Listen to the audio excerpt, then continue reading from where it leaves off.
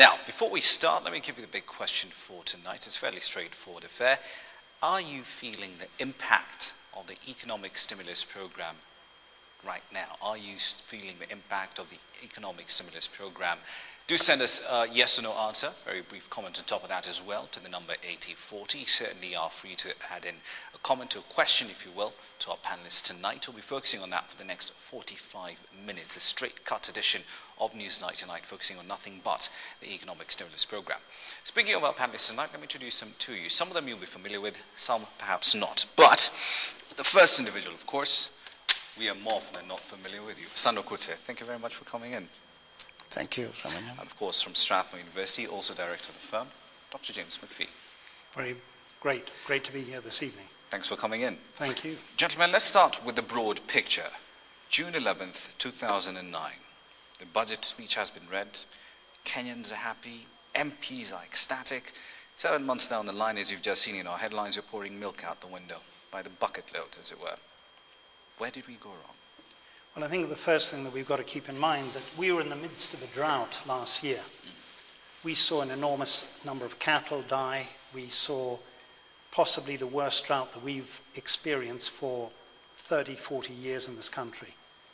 And I think the rebound that is actually taking place right at the moment, the fact that we are pouring milk out means that we can't absorb that milk into the system. Now, I think the people who are running milk firms have got to be very much more innovative than they are right at the moment.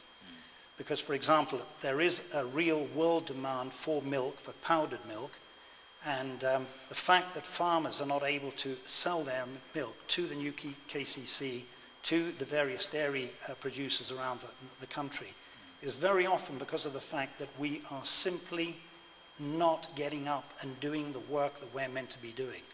A lot of us feel we've got to protect ourselves so much.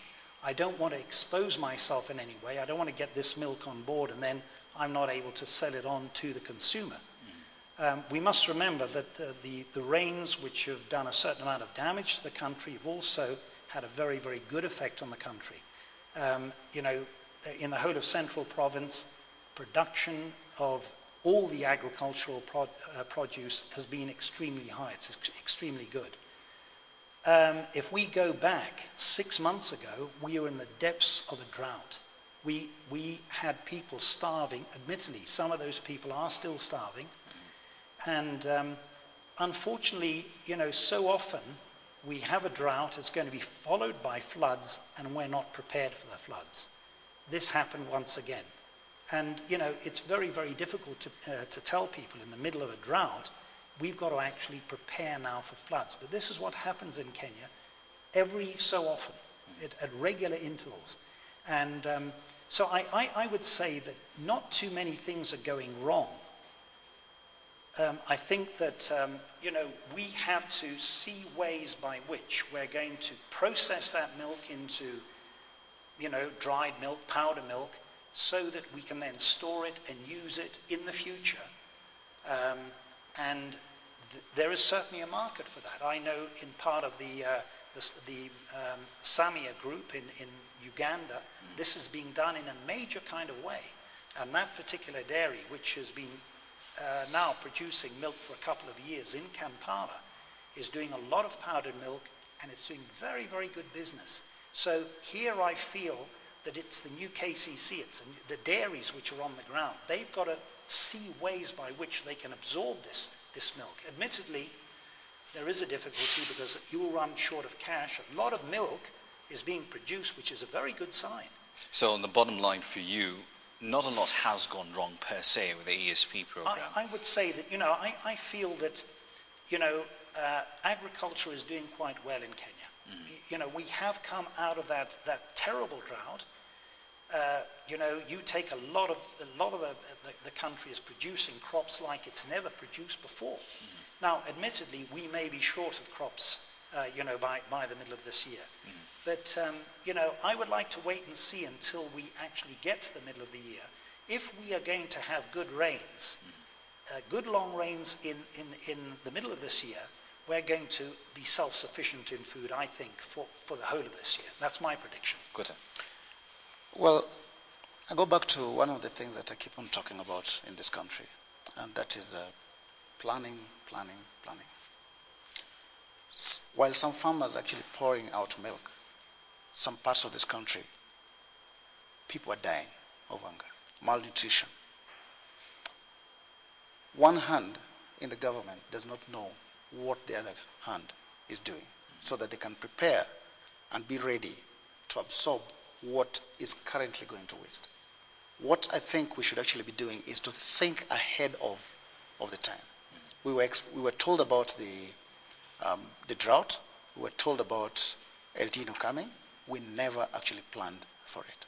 So now, other than just talking about... let me jump in a bit. Hypothetically, if William Ruto is sitting here and he said, look, gentlemen, our most pressing problem has been the fact that we've been extremely dependent on rainfall, one, and that has adversely affected our grain production.